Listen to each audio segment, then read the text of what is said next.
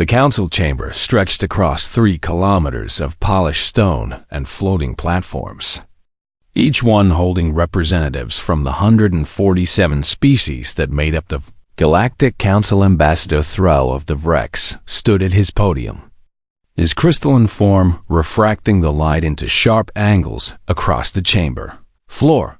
"I motion that we accept the human withdrawal without delay," he announced, his voice carrying the harmonics that marked Rex speech as particularly authoritative among council species. Murmurs of agreement rippled through the assembled delegates. The human delegation sat in their assigned section, a modest platform near the back where newer species were typically placed despite humanity's 300 years of membership. Ambassador Sarah Chung kept her expression neutral as she watched the council members debate her species departure as though they were discussing a minor trade adjustment. "The humans have been nothing but trouble since they joined," continued Thrall, warming to his subject, "always questioning our methods, always pushing for changes to protocols that have served us well for millennia." Council member Vray of the Caliph nodded his massive head, the motion sending ripples through his gelatinous body. "They are too aggressive, too warlike," he added. "Perhaps it is best they go back to their own corner of space before they cause real problems." Sarah allowed herself a small smile at that. Real problems, if only they knew. Beside her, Commander James Wright shifted in his seat, his jaw tight. She placed a hand on his arm, a gentle reminder to stay calm. They had agreed to leave with dignity. "The human delegation wishes to address the council one final time," Sarah said, a voice cutting through the chatter without needing to be raised. The chamber fell silent, more from surprise than respect. Thrall gestured with one crystalline appendage. "Very well, but please be brief." Sarah stood, her simple blue suit a stark contrast to the elaborate robes and biological displays of the other ambassadors. "The United Nations of Earth wishes to thank the Council for the past 3 centuries of cooperation," she began. "We have submitted all required documentation for our withdrawal, including a comprehensive transition plan for all ongoing projects and commitments."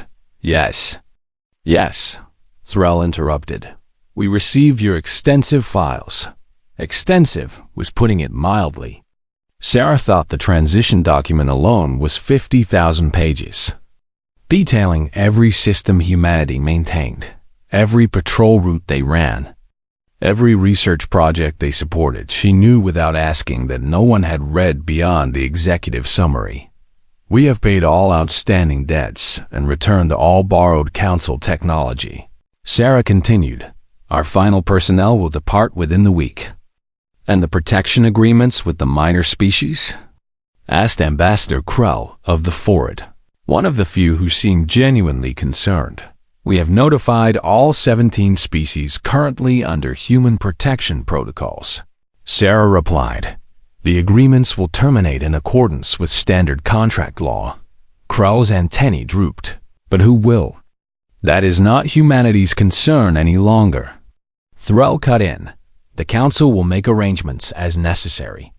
Sarah saw Krell's expression and felt a pang of guilt. The Fard understood better than most what humanity's departure would mean. "Is there anything else?" Thrall asked, clearly eager to move on. "Just one thing," Sarah said quietly. "We hope the Council finds prosperity and peace." She sat down. The vote took less than 10 minutes. 144 species voted to accept the withdrawal only. 3 abstained: the Ford, the Mentuck, and the small Theros delegation. None voted against. As the session ended, Sarah gathered her papers while other delegates filed out, many already chatting about their next agenda item as though nothing significant had happened. Commander Wright waited until they were in the privacy of their transport before speaking. "They have no idea, do they?" Sarah shook her head. "None. Should we have tried harder to warn them?" "James, we've been warning them for 300 years, Sarah said. pulling up her tablet to review the final departure schedules. Every report we filed, every recommendation we made, every solution we offered, all ignored or dismissed as human overcaution. The transport lifted off, carrying them toward the human diplomatic station that orbited the Council homeworld through the viewport. Sarah could see the sprawling city below, a testament to 1,000 years of galactic cooperation. She wondered how much of it would still be standing in 5 years back in her office. Sarah's assistant brought her the final status reports. All human personnel have completed their assignments and are ready for departure, the young woman said. Engineering teams? Finished all repairs and maintenance as scheduled, her assistant confirmed. They left detailed manuals for the replacement crews. Sarah raised an eyebrow. Replacement crews? The Calith Maintenance Guild is sending teams to take over the stations humanity was managing. Did they review our training materials? Her assistant hesitated. According to the guildmaster, Calith engineers don't require human instruction on basic system maintenance. Sarah sighed.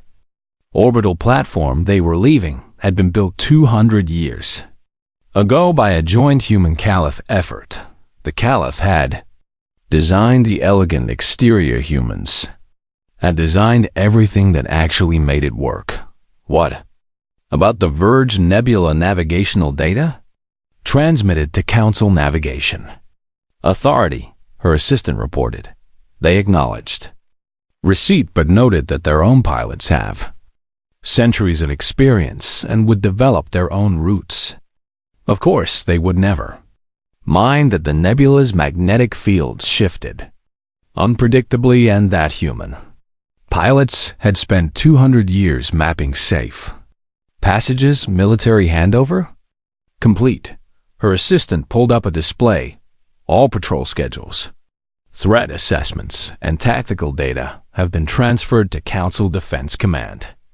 Sarah scrolled through the acknowledgement. The Council had assigned the Outer Reaches patrols, the ones humanity had been running for a century, to a rotating schedule of member species militaries. Each species would take 1 month at a time. She thought about the logbook entries her commanders had compiled. The Outer Reaches saw an average of 47 hostile incursions per month.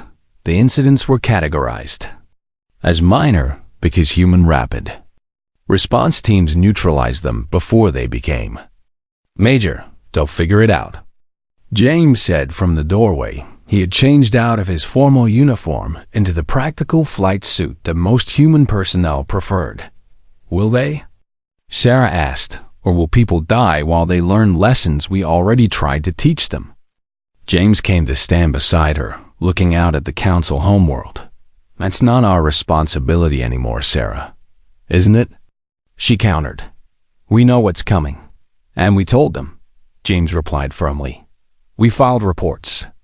We sent warnings. We offered solutions. He gestured to her computer. You have the receipts.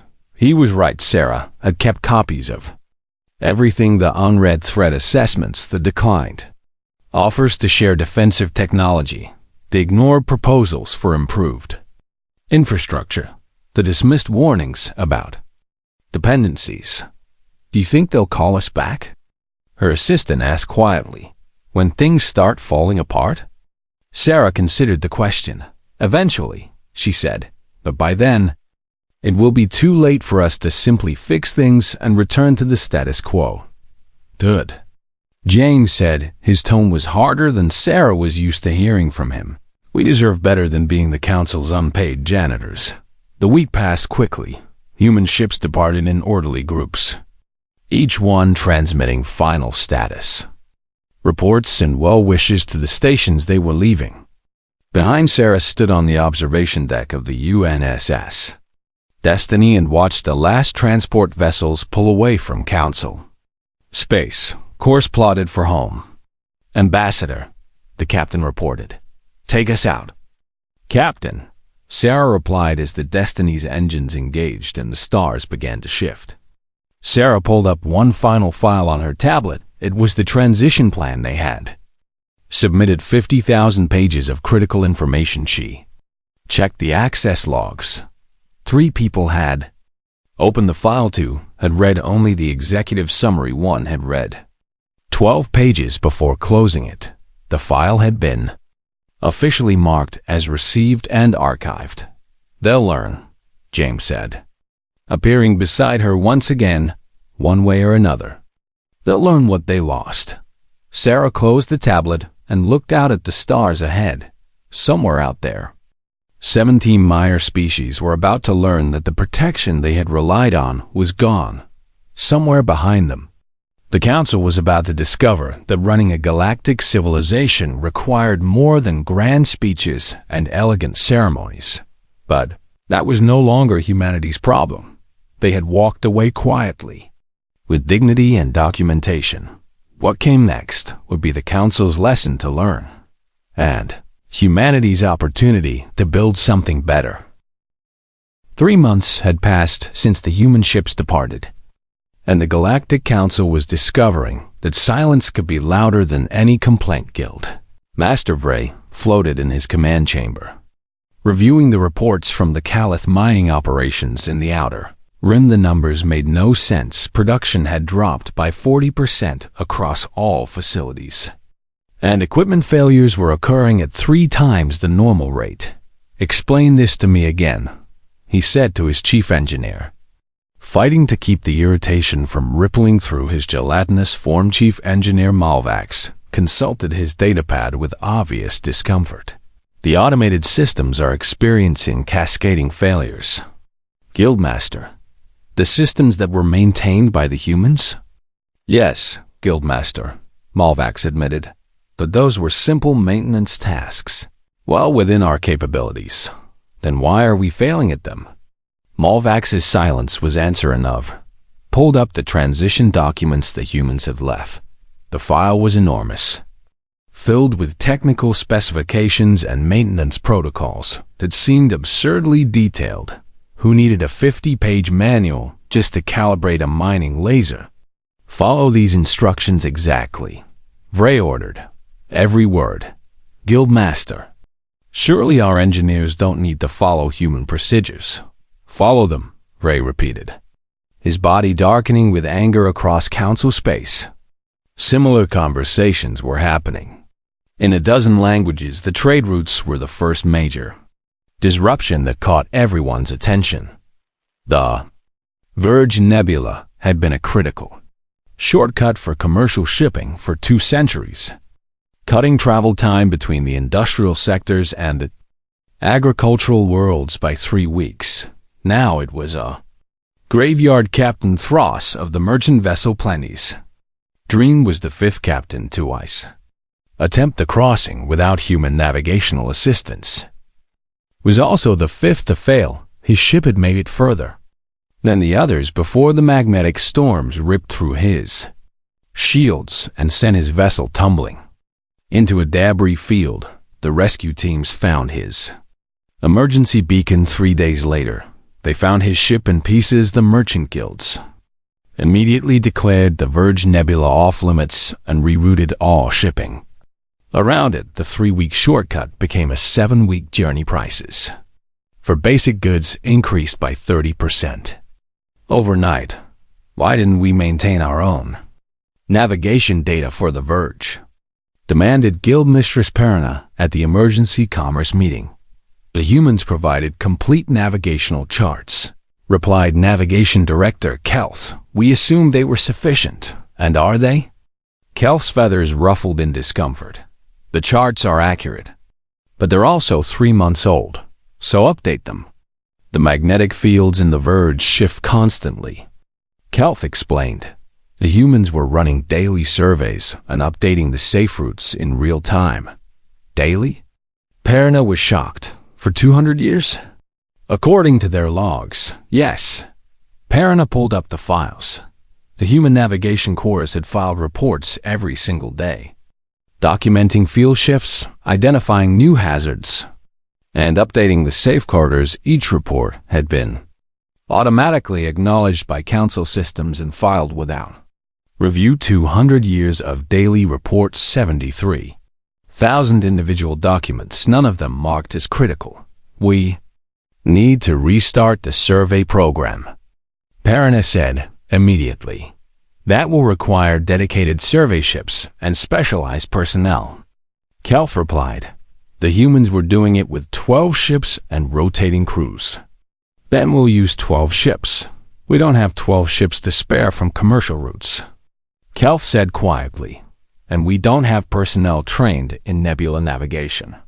The meeting devolved into shouting after that. The military situation was worse. Though it took longer for the Council to realize it, Admiral Koroth of the Council Defense Fleet was reviewing the patrol schedules for the outer reaches when his tactical officer brought him the incident reports. 17 raids in the past month, the officer reported, across 9 systems. Koroth frowned. That seems high. It's actually low. Admiral, his officer said, according to the historical data, the outer reaches averaged 47 hostile incursions per month. That can't be right. His officer pulled up the records. The human patrol logs showed constant action. Pirate interdictions, smuggler intercepts, slaver pursuits, and border skirmishes with hostile powers. Most incidents were resolved within hours. None had been escalated to Council Command. Why were we never informed of this level of activity? The humans filed reports, Admiral, his officer said. Pulling up the archives, every single incident was documented and submitted to Council Defense Command. Koroth opened one at random. It detailed a 3-ship pirate squadron attacking a Theros colony. Human patrol craft had responded within 20 minutes, disabled the pirate vessels, and escorted them to the nearest Council authority. The entire incident had lasted 2 hours. The report was filed under minor skirmish. How many of these did they handle? His officer checked the database. In the past 10 years alone, 14,632 incidents classified as minor. Koroth felt his blood chill. And now? Now the pirates are learning that the human rapid response teams are gone. His officer said grimly, the raids are getting bolder. The distress call from the Thrall came 2 days later. The Thrall were a client species under Council protection, a peaceful agricultural people who had been granted Council membership 70 years ago. Their 3 colony worlds were in the outer reaches. This is Thrall Prime calling Council Defense Fleet. The transmission crackled with interference and panic. We are under attack by crawl raiders. We need immediate assistance. Admiral Koroth checked the fleet. Positions. The nearest Council ships were 4 days away. Thrall Prime. This is Admiral Koroth. He responded. Help is on the way. Hold your position. We can't hold for 4 days. The Thrall operator screamed. Our shields are failing. They're targeting the agricultural centers. Koroth made a decision he would regret. Transmit your situation to the human Commonwealth, he said. They may still have ships in range. There was a pause. Admiral, the humans withdrew from all protection agreements. I know, Koroth said heavily, but they might help anyway. The response from the human Commonwealth came 6 hours later. It was polite, professional, and devastating. The Commonwealth acknowledges receipt of the Thrall distress call. The message read, however, as per the termination of protection agreements filed 3 months ago, we are unable to provide military assistance. We recommend contacting the Galactic Council Defense Fleet for support. By the time Council ships reached Thrall Prime, the crawl raiders were gone. They had taken 2 months' worth of food stores, destroyed 3 processing plants, and killed 47 Thrall who had tried to resist. The Council ships filed a report and returned to their patrol routes. The Thrall filed a formal complaint with the Council, asking why the protection they had been promised was 4 days away instead of 20 minutes. No one had a good answering her office on the Council homeworld.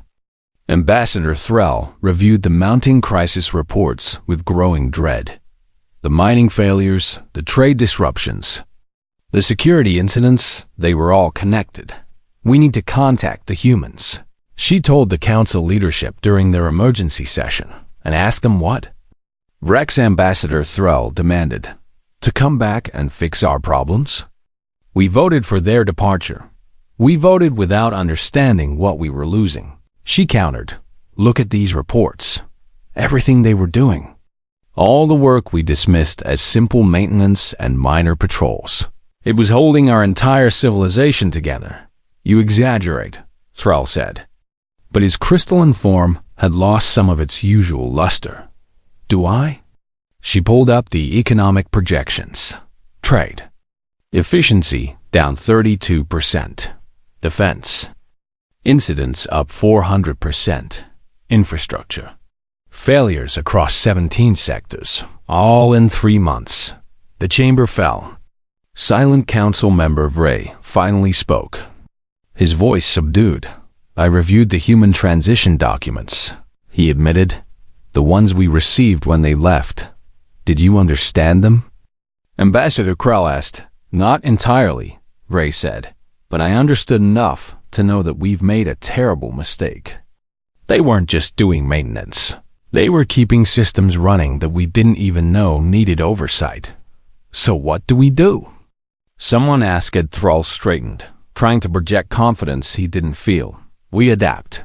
He said, we learn to do what the humans were doing. How long will that take? Krell pressed. And how many more will die while we learn? No one answered in the archives. The unread human reports numbered in the millions each one. A warning, a solution, or an offer of help that had been filed away and forgotten. Each one a piece of the foundation that had been holding the council together. And now that foundation was gone.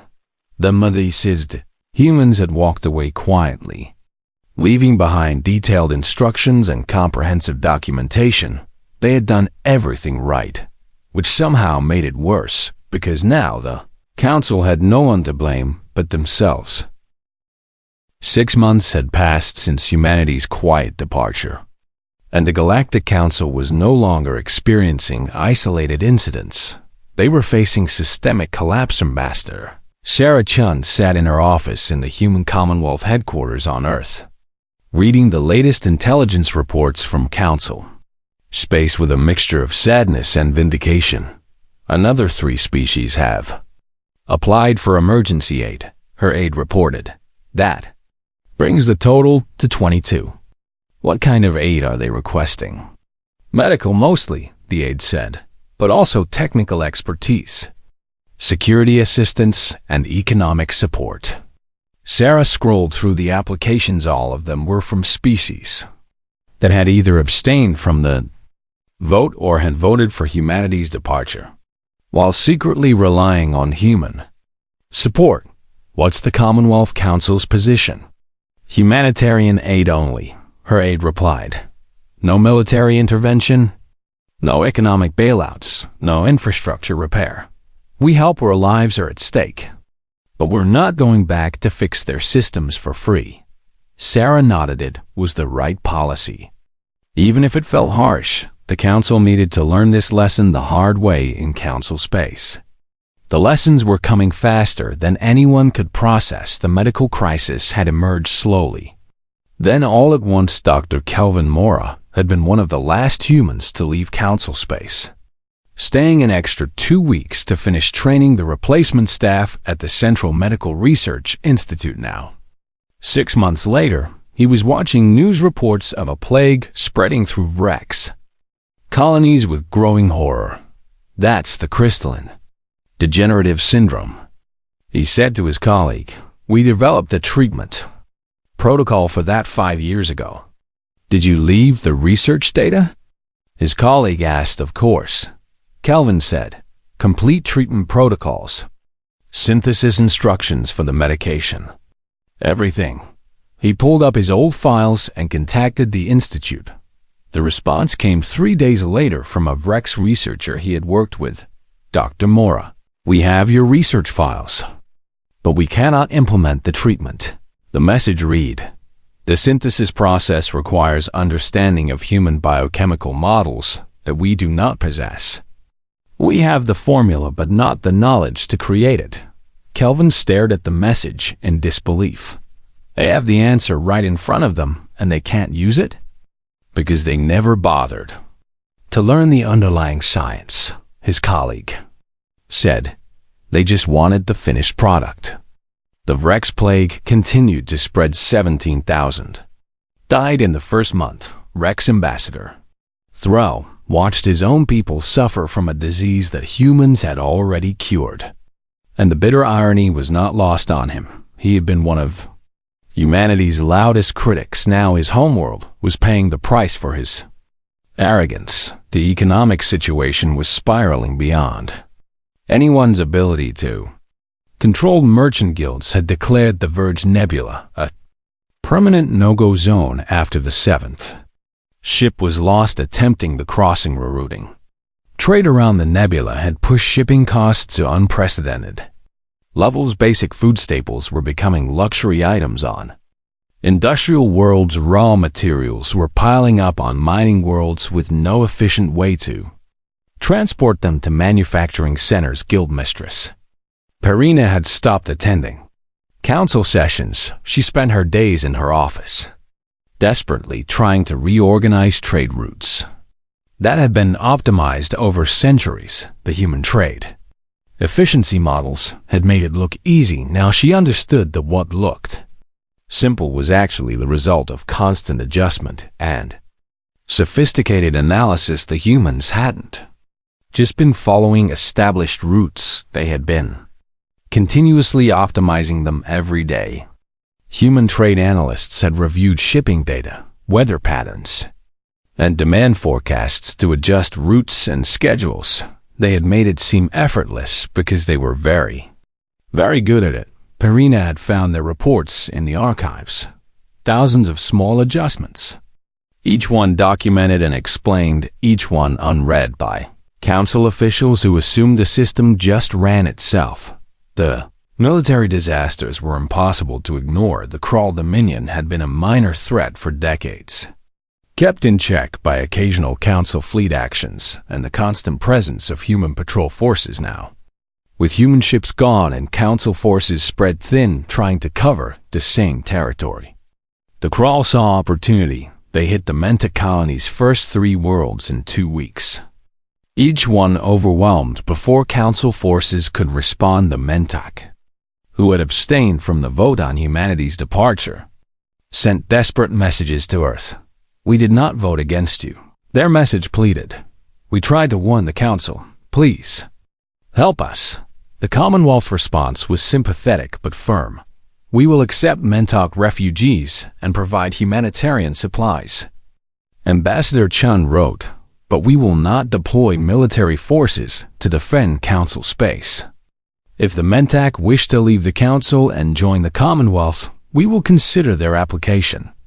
The Mentak Council debated for 3 days before voting to stay with the Galactic Council. Pride and tradition won out over pragmatism. The 4th Mentak world fell 2 weeks later. Admiral Koroth stood in the Council Defense Command Center, staring at a tactical map that showed more red threat markers than he had ever seen in his 30-year career.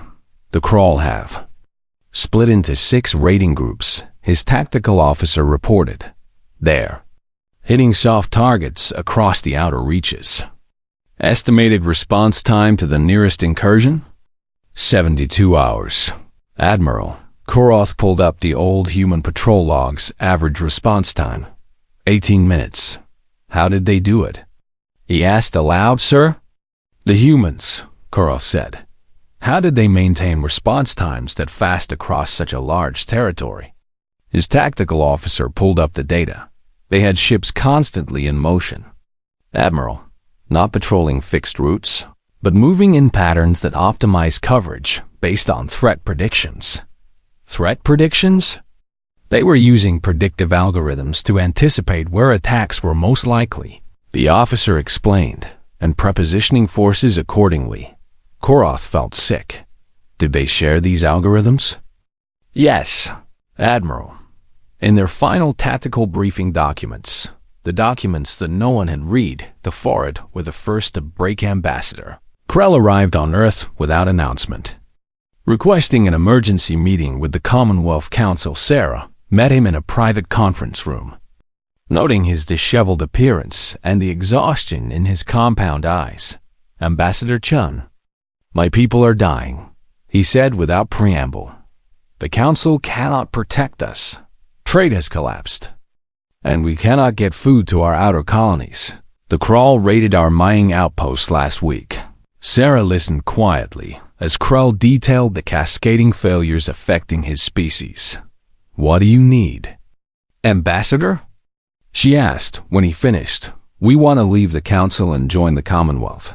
Krell said, "We should have done it 6 months ago when we had the chance to abstain, but we were afraid. And now?"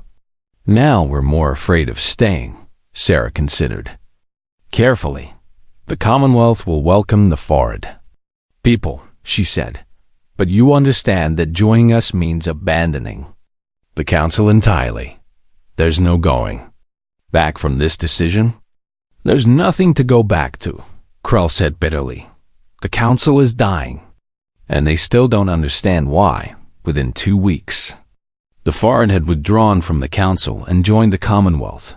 The Theros followed 3 days later, then the Mentok. Finally accepting reality after losing their 5th world, the exodus was beginning in the Council chambers. Recriminations flew like weapons. "This is humanity's fault," Thrall shouted. "They abandoned us. We voted them out."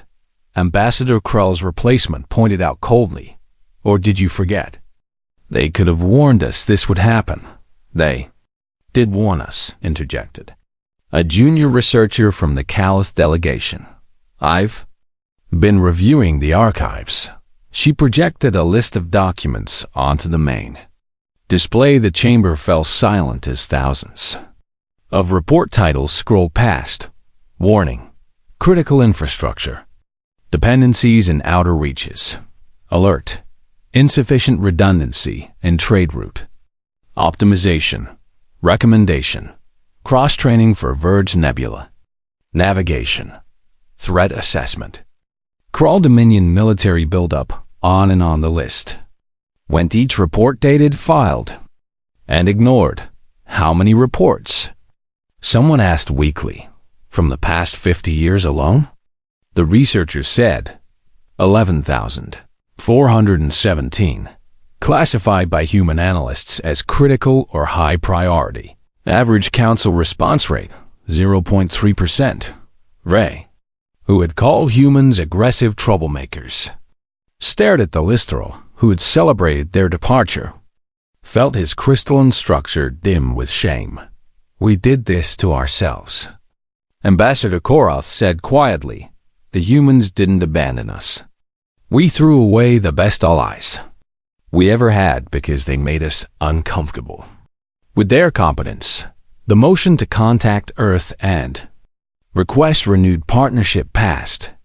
Unanimously, the response from the Commonwealth came within hours. "The Commonwealth appreciates the Council's outreach." Sarah's message read, "However, we must respectfully decline any renewed partnership at this time. The Commonwealth has made commitments to the species who have joined us, and those commitments require our full attention and resources. We wish the Council well in addressing their current challenges." It was diplomatic, professional, and absolutely final in the archives. A young Callith researcher named Mulvax was discovering the full scope of what had been lost. He had spent weeks 1 year after humanity's quiet departure. The Galactic Council convened an emergency session to address the crisis that everyone had stopped pretending didn't exist. The chamber was notably emptier than it had been 12 months. Agate 23 species had withdrawn to join the human Commonwealth 14. More had simply stopped sending representatives. Their governments too focused on survival to maintain diplomatic presence. Ambassador Thrall called the session to order with far less confidence than he had once commanded. We must face reality, he began. The council is failing. No one argued trade had collapsed to pre-industrial levels in many sectors. The military could barely maintain defensive positions, let alone project power. Medical research had stalled without human expertise. Infrastructure continued to deteriorate despite desperate attempts to maintain it. We need to understand what happened, said Ambassador Koroth, not to assign blame, but to find solutions. Researcher Malvax was invited to present his findings. The young Caliph had spent the past year buried in the archives, reading every human report, analyzing every recommendation, understanding every warning. The council has existed for 12,000 years, Malvax began. In that time, we have developed sophisticated systems of government, culture, and cooperation. But somewhere along the way, we stopped innovating. He displayed a chart showing technological advancement over millennia. For the first 8,000 years, council species drove constant innovation. New technologies emerged regularly from dozens of different species. He zoomed in on the recent centuries. Then humanity arrived, and something changed. The chart showed a dramatic spike in innovation, but all of it was tagged with human origin points. In 300 years, humans developed or significantly advanced technology in 47 critical sectors. Malvax explained: medical research, material science, energy systems, transportation, agriculture, defense. The list goes on. We knew this, Thrall said. We complained about it constantly. Yes, Malvax agreed. But did we understand what it meant? He pulled up another chart. Before humanity joined, council species maintained these technologies ourselves. After humanity joined, we gradually stopped. Why would we need to improve mining equipment when humans were developing better systems every decade? Why maintain expertise in nebula navigation when human pilots were already the best? Ray shifted uncomfortably. Are you saying we became dependent? I'm saying we became complacent, Malvax corrected. Humanity didn't make us dependent through any malicious design. We chose to let them carry the burden because it was easier than doing the work ourselves. The chamber was silent. They weren't aggressive. Malvax continued. They were constantly deployed to conflicts because we asked them to go. Their military was efficient, and we treated them like a convenience. He displayed the deployment records. In 300 years, human forces were deployed to 4,217 separate conflicts. Do you know how many of those deployments were requested by council vote? All of them, Ambassador Koroth said quietly. Every single one. They weren't dangerously curious. Malvax went on. They were solving problems we considered beneath our attention. More data appeared: infrastructure maintenance, medical research for minor species, trade route optimization, hundreds of tasks that seemed trivial individually but were collectively essential, and they weren't breaking conventions. Malvax finished. They were so far ahead of us that they were writing new ones, and we were too proud to follow. He displayed the final damning evidence, the 50,000-page transition document humanity had left. This document details every system they maintained, every protocol they followed, every threat they monitored. Malvax said, it includes step-by-step instructions for maintaining their work. It lists the exact resources needed, the training required, and the time commitments necessary. Who read it? Ray asked, though he clearly dreaded the answer. Malvax pulled up the access logs. 3 people opened it. 2 read the executive summary. 1 read 12 pages. The file was officially acknowledged and archived as human verbosity. The shame in the chamber was palpable. There's more, Malvax said, and his voice held something close to anger. I cross-referenced the transition document with our current crisis reports. The display split to show 2 lists side by side. Every crisis the council was currently facing appeared on the left and the right. corresponding warnings and solutions from the human transition document infrastructure failures, detailed in sections 4 through 40 to road collapse, addressed in sections 93 through 107 medical research gaps, documented in sections 212 through 290 military vulnerability, analyzed in sections 301 through 417. They told us everything. Malvac said they handed us the complete blueprint for maintaining their work, and we filed it away without reading because we thought we knew better. Ambassador Thrall felt something he hadn't experienced in decades. Genuine humility. What do we do now? Someone asked. We have 3 options. Korath said. We can try to rebuild on our own. We can dissolve the council entirely, or we can ask humanity to return. They already refused our request, Thrall reminded him. That was 6 months ago. Korath countered. The situation has worsened significantly. Perhaps they'll reconsider.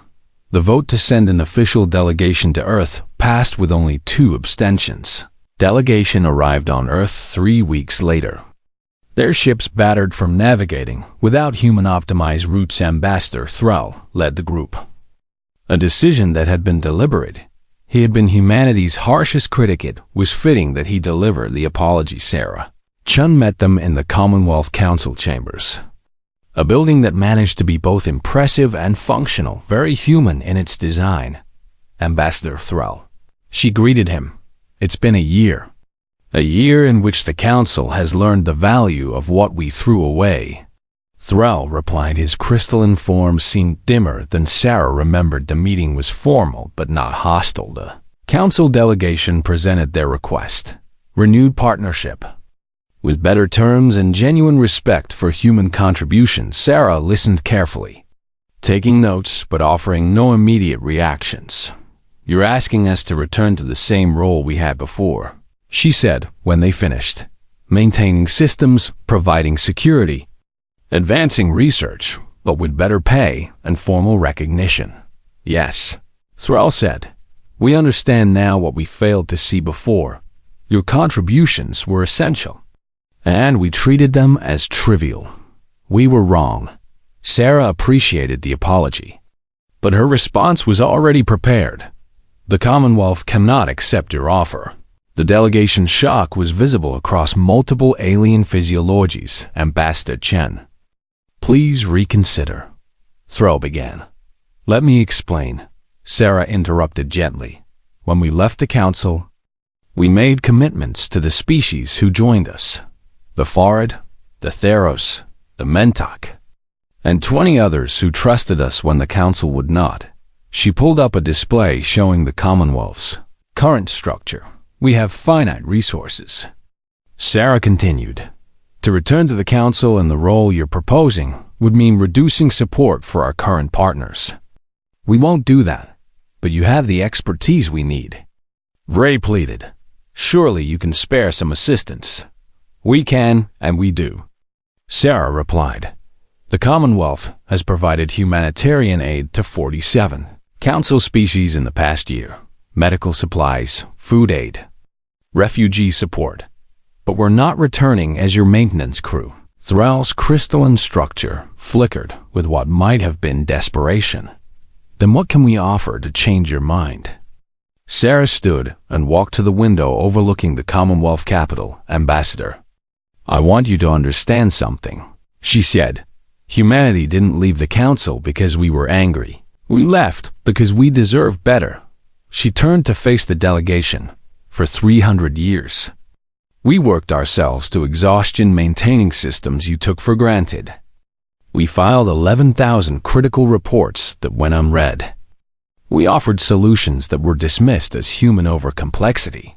We saved lives you never knew were in danger. And when we finally said enough, you voted us out in 10 minutes. The words hung in the air like an indictment. We're not angry. Sarah continued. We're building something better. The Commonwealth is based on mutual respect, shared burden, and genuine partnership. Every species contributes. Every species benefits. No one is taken for granted. She returned to her seat. The council taught us an important lesson. Sarah said, "It taught us what we won't accept anymore." "I understand," Thrall said quietly. "Then there's nothing more to discuss." "Not quite," Sarah replied. "The Commonwealth is willing to offer the council a different arrangement." She outlined the proposal. Humans would provide specific services on a contract basis, paid at fair market rates: medical consultation, security training, infrastructure assessment, whatever the council needed. The Commonwealth would provide for a price. "You want us to pay?" Ray asked incredulously. "Yes," Sarah said simply. "We're not your subjects or your servants. We're potential business partners. If you value our expertise, you can hire it." The delegation huddled in consultation for several minutes when they turned back. Thralls. 5 years had passed since humanity walked away from the Galactic Council, and the galaxy had reorganized itself into a new shape. Ambassador Sarah Chun stood on the observation deck of the Commonwealth flagship Unity, watching a dozen species ships conduct joint exercises in the space around New Horizon Station. The station itself was a testament to what cooperation could achieve when all parties contributed equally. Engineering, human design, Theros material science, and Mentec energy systems had combined to create something none of them could have built alone. Status report. Sarah requested Commander James Wright, now Admiral of the Commonwealth Fleet, pulled up the tactical display. "All species performing at optimal coordination," he reported. "Response times are within acceptable parameters across the board." Sarah smiled. 5 years ago, that would have seemed impossible. The Commonwealth had started with just humanity and the first few species brave enough to leave the Council. Now it encompassed 47 species, with 6 more in the application process. "And the Council?" Sarah asked. "Stable," James replied. "Barely." He pulled up the intelligence summary.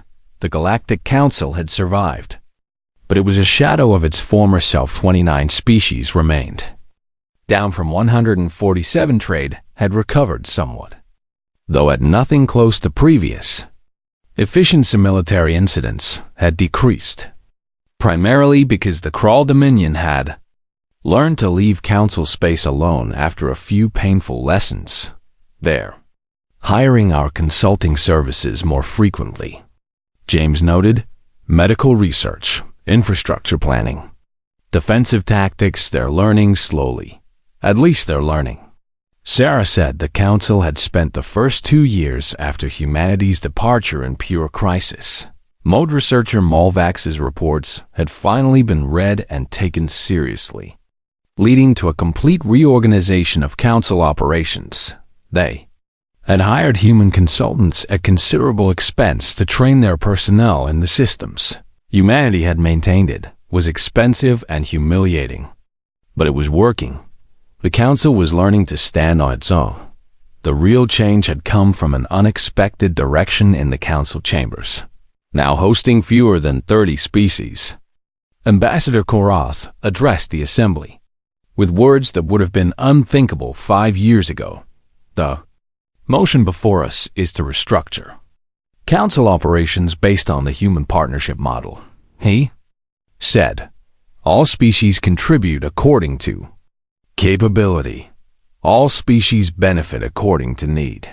No species is taken for granted." The vote passed unanimously. It was too late to save the Council as it had been, but perhaps it could become something better. Ray, now Guildmaster of the Reformed Merchant Guilds, had implemented a proposal that Sarah had made during the contract negotiations. Every trade route was now documented and maintained by the species. Using it, efficiency had dropped initially, but was slowly improving as Council species relearned skills they had let atrophy. "We spent 10,000 years building this civilization," Ray had told his guild members. "Then we spent 300 years letting the humans maintain it while we grew comfortable. Now we rebuild our competence or we die." It was harsh, but it was honest. The military transformation was perhaps the most dramatic. Admiral Korath had restructured the entire Council defense fleet, using human tactical doctrine as a template, not copying it exactly, but learning the principles behind it: response time optimization, threat prediction algorithms, distributed command structures, all the things humans had tried to teach for centuries. The Council had finally started listening. First major test came in the 4th year, the Crawl Dominion. Emboldened by years of successful raids against Council territory, launched a major offensive. They hit 3 Council worlds simultaneously, expecting the same slow response they had grown accustomed to. Instead, they found coordinated Council forces arriving within hours, using tactics that looked suspiciously human in origin. The battle was brutal, but decisive. The Council won, though at significant cost. The victory was theirs, earned through their own effort and blood. The Crawl sued for peace. Within a week, Admiral Korath sent a message to the Commonwealth after the battle. "Thank you for teaching us to stand on our own," it read. "The victory was costly, but it was ours. We won't forget what that means." Sarah had sent congratulations. In return, the Commonwealth itself had flourished in ways that surprised even its founders. Without the burden of maintaining an ungrateful civilization, humanity had focused on building genuine partnerships. The Forward brought expertise in adaptive systems. The Theros contributed advanced material science that complemented human engineering. The Mentak offered energy technologies that opened new possibilities, and humanity brought what it had always brought: relentless innovation, tactical thinking, and a willingness to solve problems others considered impossible. Together, they were creating something unprecedented. Incoming transmission from the frontier sectors. The communications officer announced. Sarah pulled up the message. It was from one of the Commonwealth's newest members, a species called the Varan, who had joined just 6 months ago. New Horizon Station. "This is the Varan exploration vessel, Distant Light." The message began. "We've made first contact with a previously unknown species. They call themselves the Zanari. Initial interactions are positive, but they're requesting mediation for joining the galactic community." Sarah smiled. This was why they had built the Commonwealth, to be the kind of galactic community they wished the Council had been. "Dispatch a first contact team," Sarah ordered. "Full cultural assessment, no assumptions. And make sure we explain all the expectations clearly." "Yes." Ambassador, the Commonwealth had learned from the Council's mistakes. Every new member received comprehensive orientation. Every partnership was documented and explained. Every expectation was clearly stated. No one was allowed to join without understanding what they were committing to, and no one was taken for granted. The summons came unexpectedly. In the 5th year, a formal request from the Galactic Council for a joint session to discuss future relations. Sarah arrived at the Council homeworld with a small delegation. The chamber was much smaller now, but there was something different about it. The species present looked leaner, harder, not diminished. The tempered Ambassador Thrall, still serving despite everything, called the session to order. "The Council wishes to acknowledge a debt," he began. 5 years ago, humanity walked away from us. We claimed it was abandonment, but we were lying to ourselves. "You left because we failed you." He gestured to the reduced assembly. "This Council is not what it was." Thrall continued. "We have fewer members, less power, and our influence is a fraction of what we once commanded. But we are more honest than we have been in millennia." Vray stood to speak next. "The humans taught us competence. Through their absence," he said, "we have relearned skills we let die. We have rebuilt systems we allowed to crumble. It has been painful and costly, but we are stronger for it." Korath was the last to address Sarah directly. "We do not ask you to return," he said. We understand that chapter is closed, but we wish to propose a new relationship. The Council presented their proposal. A mutual assistance treaty between the Council and the Commonwealth, not a merger. Not a subordination, a partnership between equals. We have learned what you tried to teach us. Thrall said that civilization is not maintained by grand speeches and ancient traditions. It is built by work, day after day, by those willing to do what must be done. We are doing that work now, and we believe that together, our peoples can accomplish more than either could alone. Sarah listened carefully. Reviewing the treaty terms, they were fair, genuinely fair. The Council was offering real partnership, with shared obligations and shared benefits. The Commonwealth will consider your proposal, Sarah said. We'll need to consult with our member species, but I believe this has potential.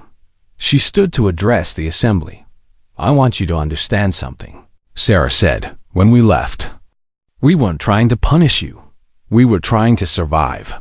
Humanity had given everything to the Council for 300 years, and we were burning out.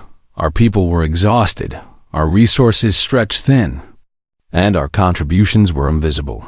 We didn't leave to watch you fail. We left to build something better. She gestured to the chamber. But you've built something better too. Sarah continued. You've learned to stand on your own. You've faced your failures and worked to correct them. That takes courage. Thrall's crystalline form pulsed with what Sarah had learned to recognize as gratitude. We learned from the best teachers, he said. Even if we were too stubborn to realize we were being taught. The treaty was ratified 3 months later. After extensive consultation with all Commonwealth species, it wasn't a return to the old relationship. It was something new, a partnership based on respect, clear expectations, and mutual benefit. The Krull Dominion made one final attempt at expansion in the 6th year. They attacked a border region between Council and Commonwealth space, apparently believing they could exploit any lingering tensions instead. They found coordinated response from both organizations. Council forces engaged from one vector, Commonwealth ships from another. The battle was over in 3 days.